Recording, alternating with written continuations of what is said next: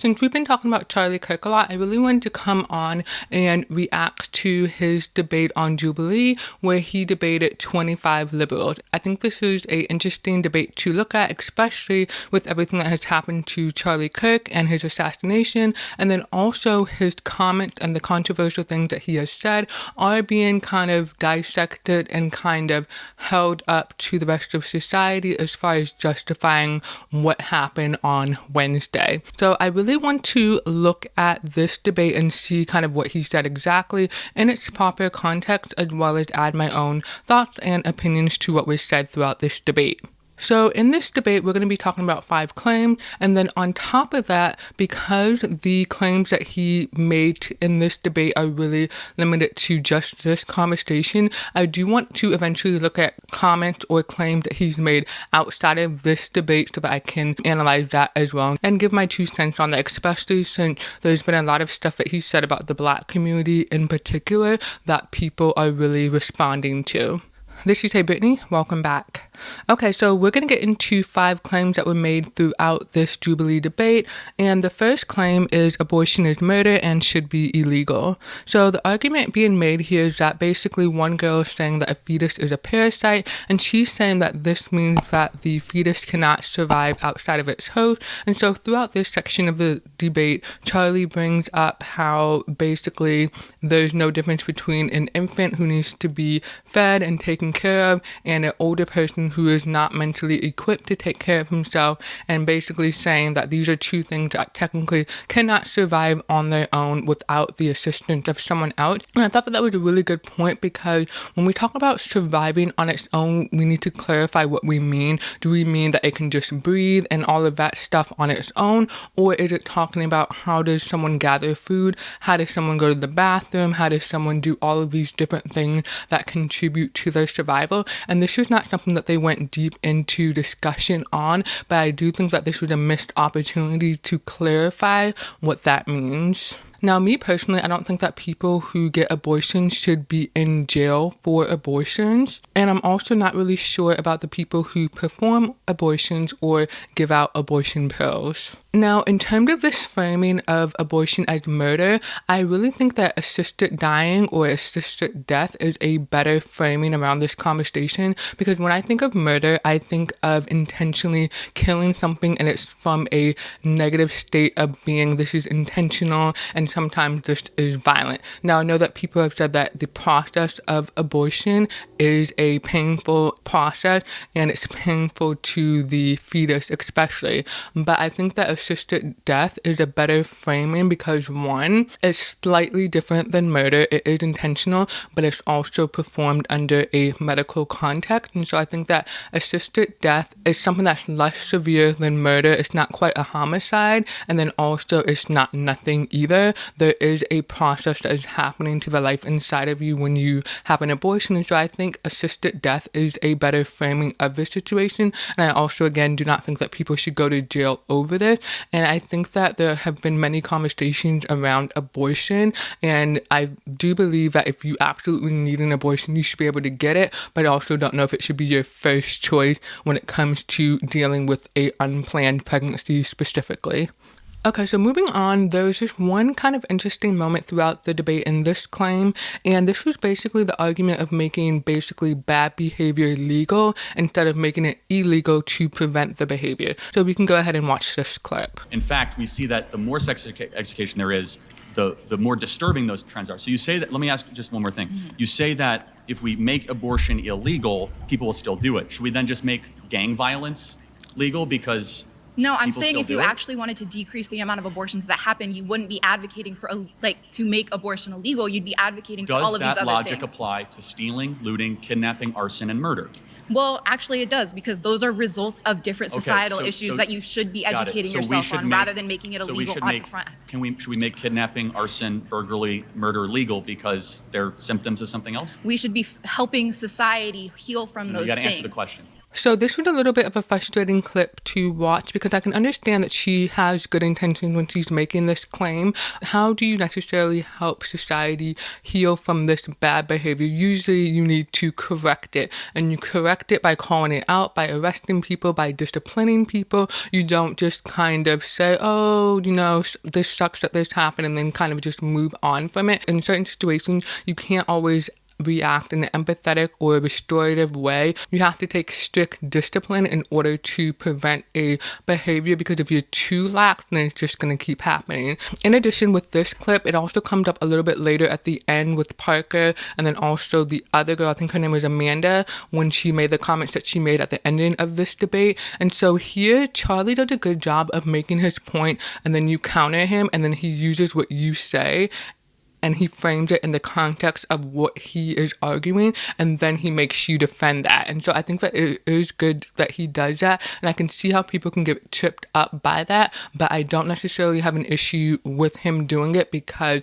he's really making you think about what you're saying. Whereas with Parker, he was doing that, but he was bringing up unrelated things and things that Charlie didn't even say into the argument, and then trying to make Charlie defend it, and the context of what he was bringing up wasn't always relevant or in the same context of what Charlie was arguing. So that's why I thought that was a little bit disingenuous, and it was a bad faith debate or argument in that sense. And so I did find Parker annoying throughout this debate because, one, he talks really fast, so it's really hard to keep up with what he is saying, and then he's bringing up all of these other things that are completely different in context to what Charlie is arguing, and so it just makes it kind of difficult to keep up with what he was saying and be engaged in this part of the debate. And so here we see Charlie doing that and kind of making this girl think about what she's saying. So you think that because we are making certain behaviors illegal and people are still doing it, we should make it legal to kind of, I guess,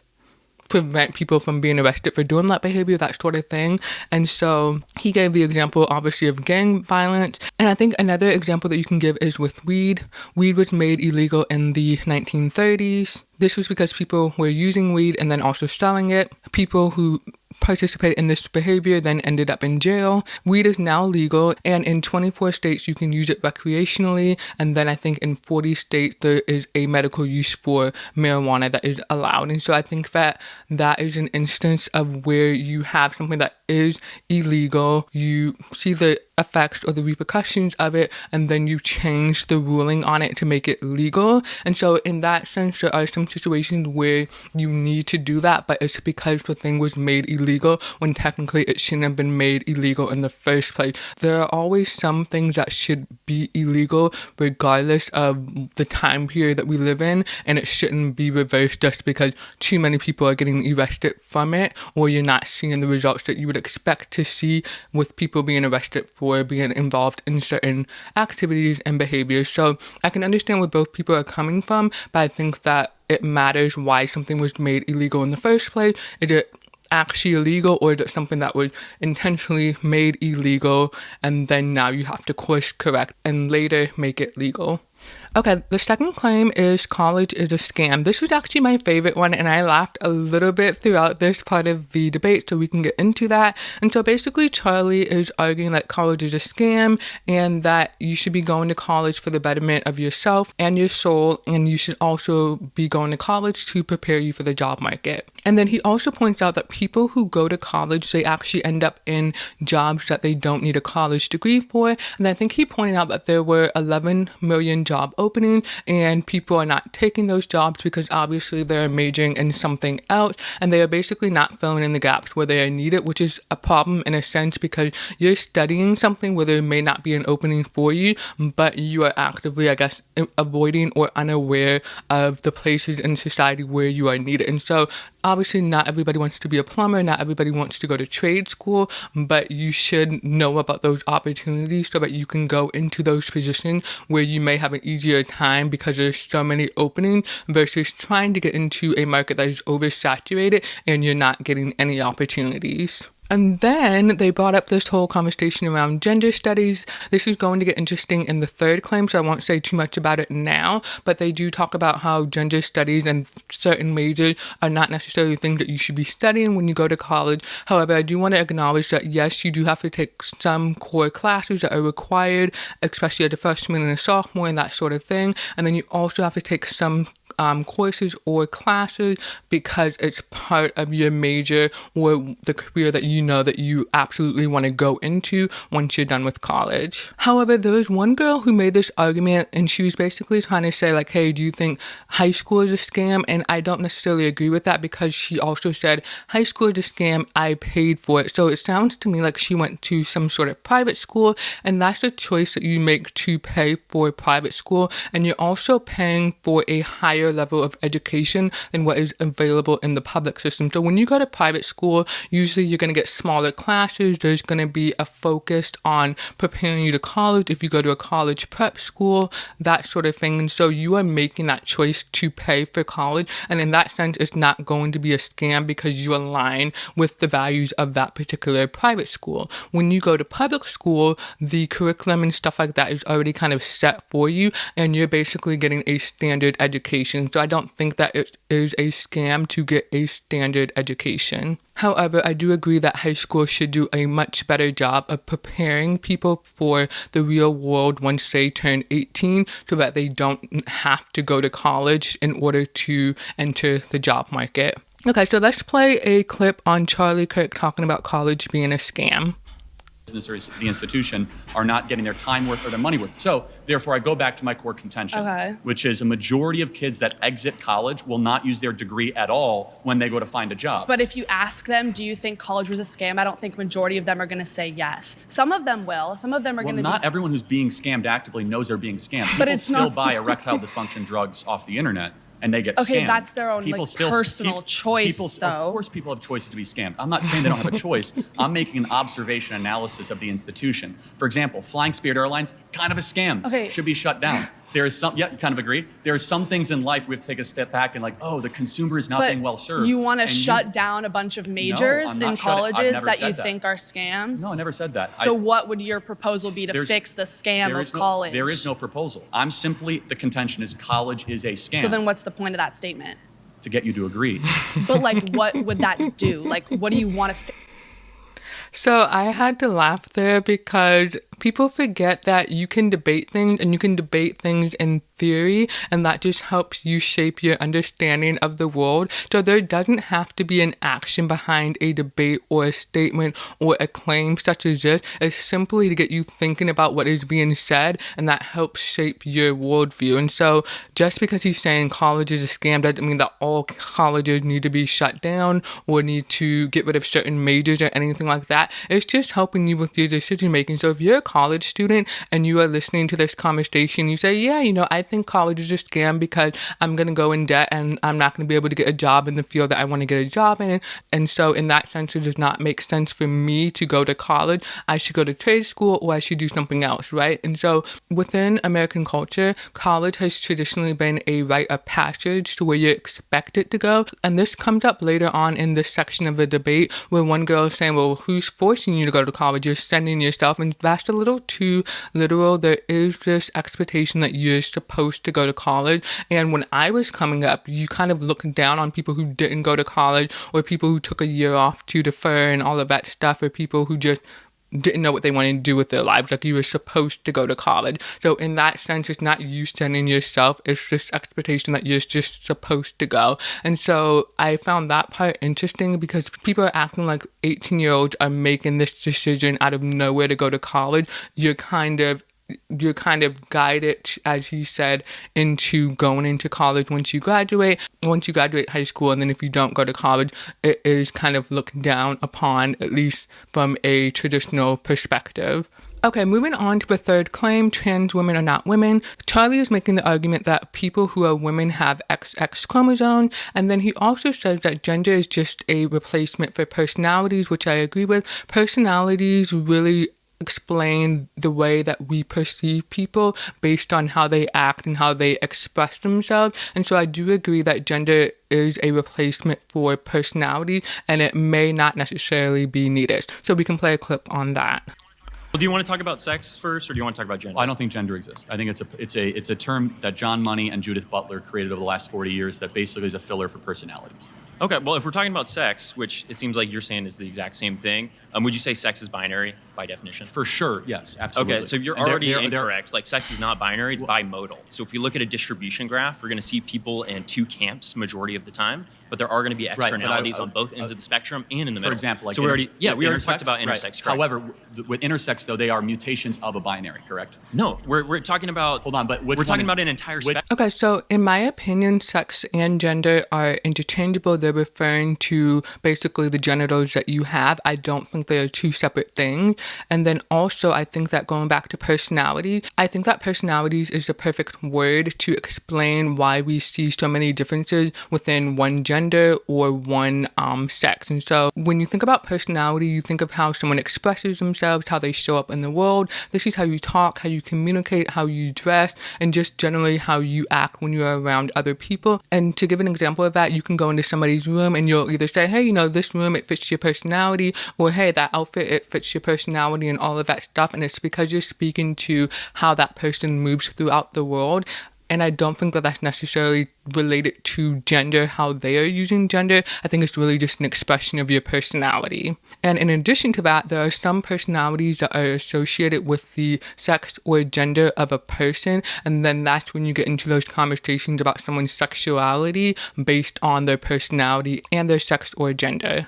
And I do agree with Charlie's claim that intersex is basically a mutation of the binary. So you typically have male and female. You do have some intersex people. And then they were also talking about bimodal, which is basically on a graph, you have two different high points, and that's basically the male and the female. But then Mason is pointing out that you have other data sets there that are being ignored in favor of the 2 points. So I can understand what he's saying there, but I do think that there's two genders, male and female, and then you have your personalities, and that is the way that you show up in the world and you express yourself. And typically some personalities are associated with the different genders. When you have people who express personalities that don't necessarily fit with their gender in the traditional sense, that is when you get into the conversations about their sexuality. And this also leads me into the clip that went viral recently, and this was Piers Morgan, Blair White, and also I believe Lori Penny. I don't know who Lori Penny is. I am familiar with Blair White, and so basically in this conversation I have no idea what they were discussing,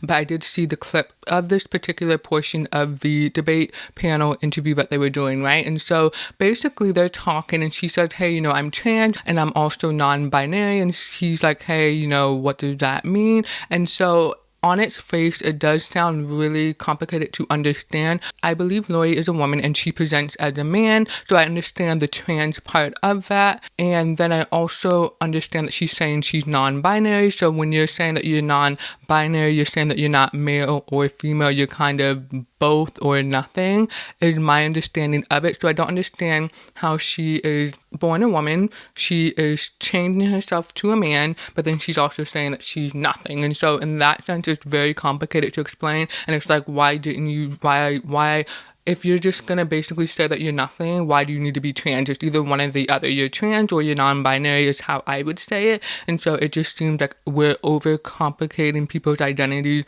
people's personalities, and how they show up in the world. If you're a woman and you want to present as a man, meaning you want to dress in clothes that men typically wear, if you want to have hairstyles that men typically wear and all of that stuff, that's totally fine. You don't need to overly complicate it and kind of use these difficult terms to explain how you're presenting yourself to the world. And so I think that we've overcomplicated like this. Like, I don't care if you're a female and you dress like a guy or your hair looks like how a guy would wear his hair. I really don't care about that. I care about the fact that you show up authentically as yourself in the world. And obviously there are some exceptions to that and how people choose to present themselves and whether or not they're doing that in a appropriate way depending on who the audience is. Now, moving on from that, in this discussion of whether or not trans women are women, there is an interesting moment in this part of the debate where they talk about womanhood and what it means. So I'm going to play this clip. So the question is that, do you think that womanhood can then be assumed just through costume design? It's not costume design. What is it then? It's performative social characteristics. So you could yes, you could act that's it. what gender is. Okay, great got job. it. So you could, it's like a theater troupe. It's not a theater troupe. These are social. These are social womanhood categories. can be appropriated. So this is an instance of not listening in the debate because they constantly talk over each other throughout this debate and they're not actually listening to what the people say. And so in this clip, you can see that Charlie is basically saying, hey, you're acting. And then the guy says, no, it's a performative. So like when you perform, you're acting, you're putting on a show. And so I agree with what Charlie is saying here is that you have people who identify with something and they're playing a part. And then they're saying that they are that thing just because they're playing a part, which I don't necessarily think makes sense. And so Charlie is saying that, and the guy's like applauding, like, yeah, you get it. But he doesn't really understand what Charlie is saying. And so Charlie has to continue and say that it's a acting trope. And then that's when the guy's like, no, it's not that. But you were just applauding what he said because you weren't listening to hear what he was saying. You were listening to respond and all of that stuff. And so this is why it's important, like when you're in a debate, you just don't need to talk over each other because then you miss the point that people are actually trying to make. And so I thought that this was interesting because in this part of the conversation, he brings up Rachel Dolezal, if I'm saying her last name correctly, and that's the woman who basically put on blackface. She was a white lady and she was pretending to be black and she integrated herself into all of these black spaces. And then the world basically found out that she was really white. And so he says, hey, just because I put on blackface or if I put on some other type of face, that does not make me the thing. I'm just playing a part. And so I think another way to say that is you can have a white boy who loves black culture, loves rap music, loves black women, dresses like how a black man would or a black boy would, but that does not make him black. He is just a white boy who identifies with black culture. And so I think it's the same thing when you have someone who identifies with being a woman. They can absolutely do that, but that doesn't make them a woman in the biological sense. In other words, in my opinion, trans people are not actually the thing that they are transforming themselves in. They are not biologically a male or female if they were born the opposite sex. Moving on to the fourth claim, Kamala Harris is a DEI candidate. So this was super interesting, and I'm just going to start this portion by playing the clip.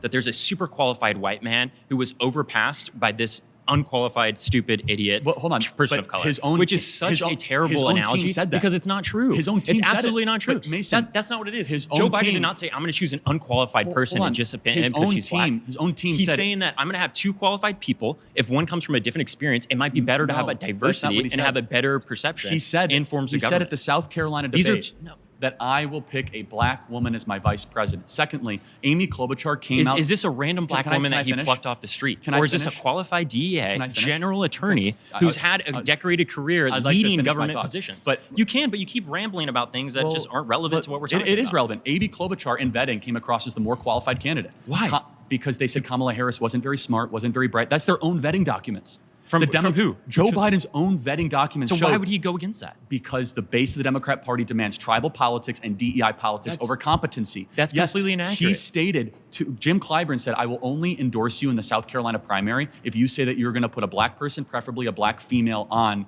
your ticket with you. Therefore, you winnow the entire universe down and say, I'm only going to choose from this criteria.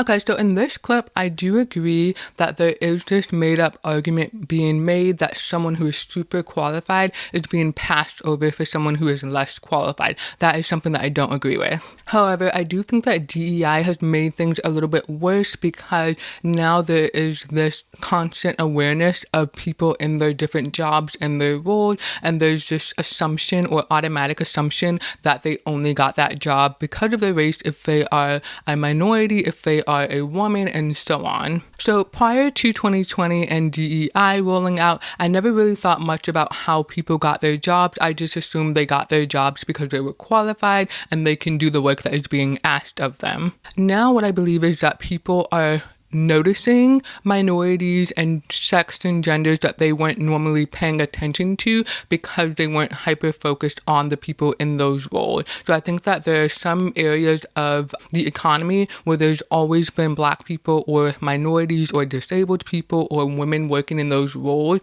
but because we're now hyper-fixated on that, on DEI, we're paying attention to it more, and so we are noticing it more and thinking that there's a change. Now, in some situations, there is a dramatic increase in people being in spaces that they weren't in before, but I also think that we weren't hyper focused on that the way that we are now, and I think that that makes it worse because now we have everyone basically questioning whether or not somebody is actually fit for the role that they have when previously we may not have done it in this way before. On top of that, I don't necessarily like the idea of pretending that somebody is only in their role because of DEI. I don't think it's fair to say that every Black person ever only has their job because of DEI or affirmative action. Now, let's get into the comments on Kamala Harris. So he basically explains that Joe Biden publicly said, hey, I'm going to choose a Black female VP. And I think that this is totally fine, but I think there's this assumption here that he is just choosing some random woman. He is obviously going to choose from a pool of Black women who are qualified for the position of VP for various reasons, whether it's the previous industry or work that they've done, it's their skill set, and then it's also their experience. And then in addition to that, their race is playing a factor in that because they want to appeal to a certain group of people or they want to rectify a specific political or social issue that is dominating the political culture. So obviously the people that you pick for certain positions, those are going to vary. Skill set should always be there, but it's going to vary what you're looking for depending on what the climate that you're in is demanding that you put in that position. So I don't necessarily like the idea of saying that Kamala Harris didn't earn the VP role. I think you can say maybe she wasn't experienced enough for it, but we do say that 95% of jobs you can be trained and taught on the job how to do your job. So what matters is that one, can you do the work that is expected of you, and do you have the cultural fit that we're looking for? In addition to that, I really think that with Kamala Harris, they obviously wanted to focus on someone who was Black, but what I would assume is because there were 4 candidates, I believe it was Kamala Harris, Susan Rice, and then Elizabeth Warren, and then Gretchen somebody. Let me look up that last name. Gretchen Whitmer. Those were the 4 finalists for VP for Biden, and Charlie Kirk is bringing up Amy Klobuchar, but she's actually not one of the 4 finalists, and she dropped out and basically said, hey, you need to pick a Black VP. She said this to Biden, and so I think it's a little bit unfair to say that yes, there is a vetting process, and Amy Klobuchar might have been the top pick for this position, but she also didn't want it. So it's not fair to say that she was the best person for this job and then act like she was passed over. She was passed over because 1, she stepped down,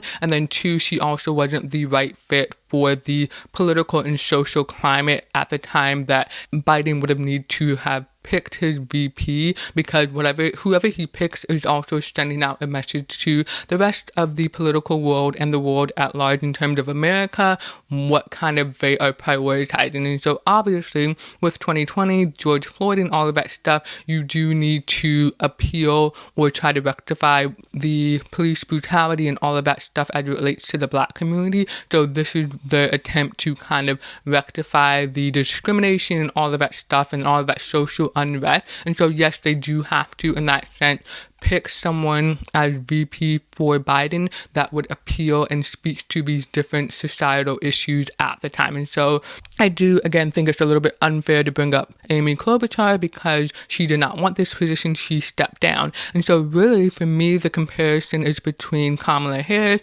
and Susan Rice. And so I don't know a lot about Susan Rice, but basically she's associated with Obamagate. And then also she was accused of corruption. And so she wasn't a good fit either. And so what I would say is that these 4 candidates that they are left with, the final people who were being considered for Biden's VP, I would say on some level they all have the basic qualifications that are needed for this position, and then they also have different skill sets that would make them an asset to Biden if they were in this position. However, their reputation and the social needs at the time is what really determined whether or not someone was picked for VP in this instance.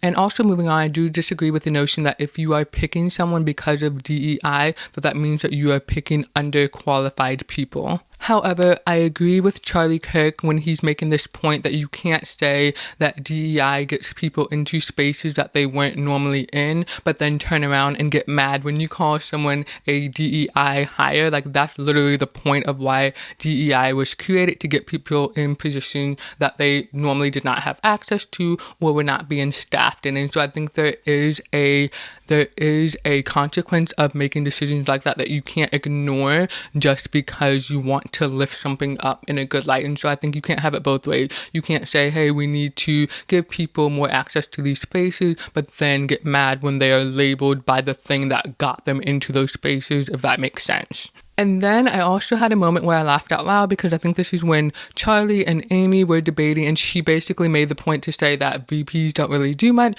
So if they don't do much, one, what are their qualifications to get in this role? If you don't do much, there's not much that would be a deterrent from you getting this role. So there are other things that you are looking at, and in some sense the VP, you could say, based on what Amanda is saying here, is that this is just a way to virtual signal whatever policies or whatever issue you're trying to appeal to. And so this is kind of hitting home on Charlie's point that Kamala Harris was picked because she was Black. They were trying to appeal to some social issue that was prevalent at the time that he needed to pick his VP. So in other words, this is a weird way to say that your qualifications don't mean much when you're talking about whether or not someone was qualified for this position, in my opinion.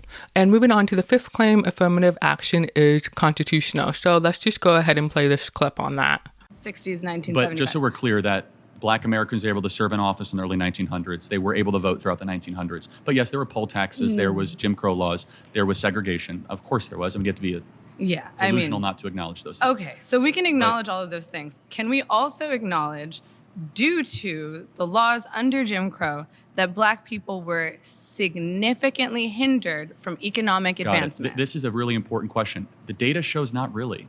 It was evil.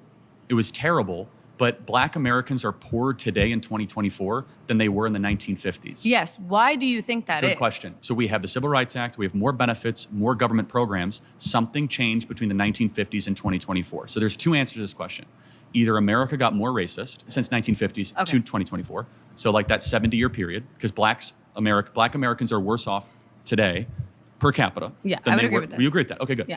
Than in the 1950s. Or there's another explanation. And I think the truth is somewhere in the middle, which is, I think you would acknowledge that the disappearance of the Black father has been the number one driver of Black poverty in this country. Now, there are reasons for that we could.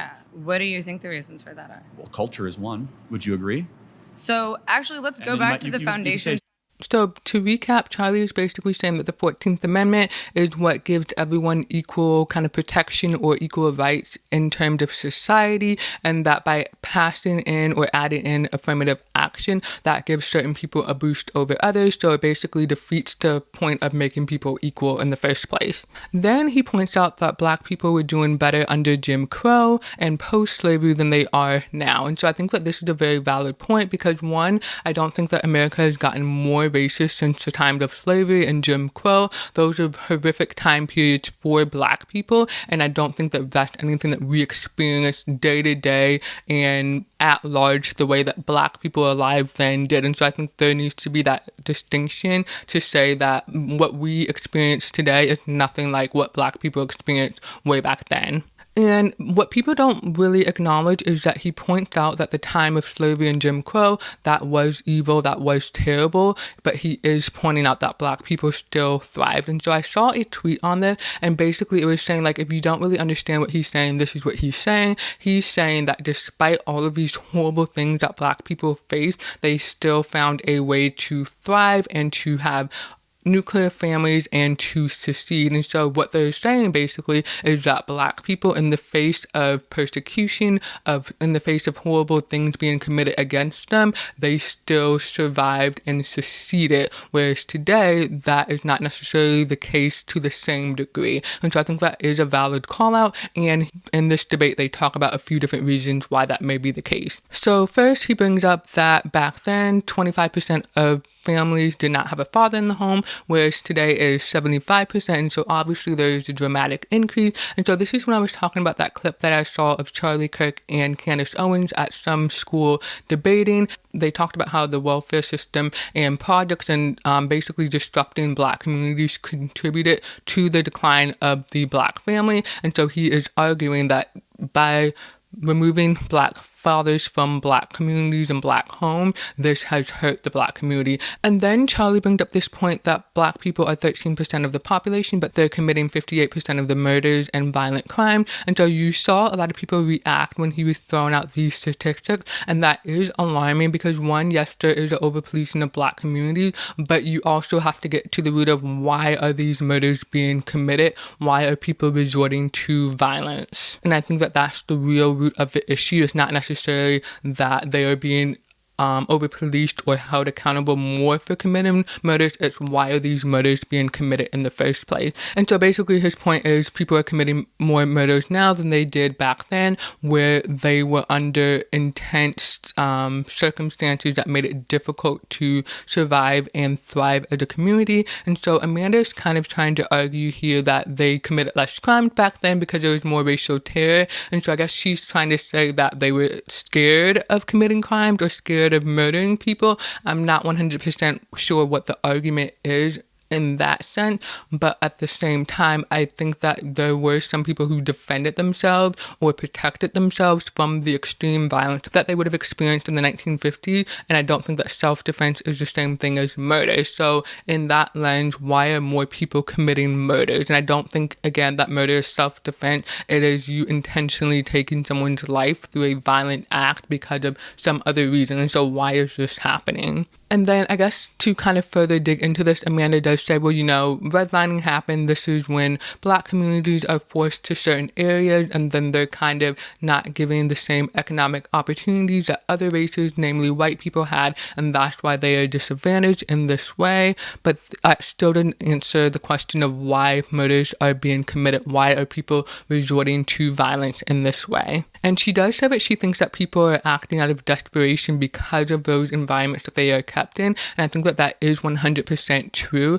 Just because you are kept in a certain environment doesn't mean that you have to live a certain way, doesn't mean that you have to live in chaos. Even if you are living in the poorest area, you can still have some sort of moral standard to where we're not going to participate in that type of behavior. We don't have to resort to this behavior of killing other people just because we don't think that we have a fair shot in life. And so I think what Charlie is getting at is that in the 1950s, people had more or higher value systems in terms of the family and their communities, whereas today that has been degraded to where people don't value the family as much. They're more willing to commit crimes and all of that stuff. And so he's really speaking to a decline in the value system. But I don't think that that is just something that Black people naturally did. I don't think they naturally just started valuing things less. I think that there were intentional acts that made that happen. And you can think about drugs being flooded into the Black community. And you can also talk about rap music and this just promotion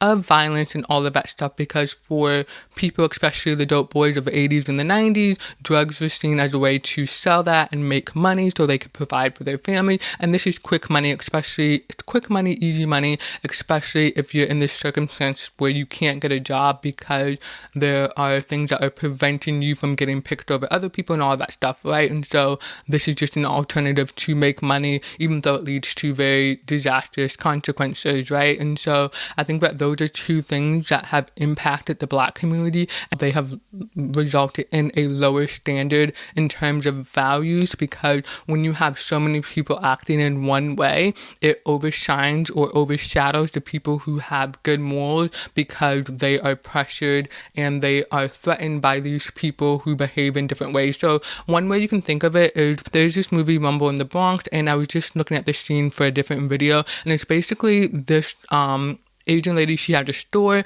and there's these thugs who come in and they're like, hey, you know, you need to pay this tax so we can protect you and not rob your store, basically. And so she's refusing. They start destroying her store.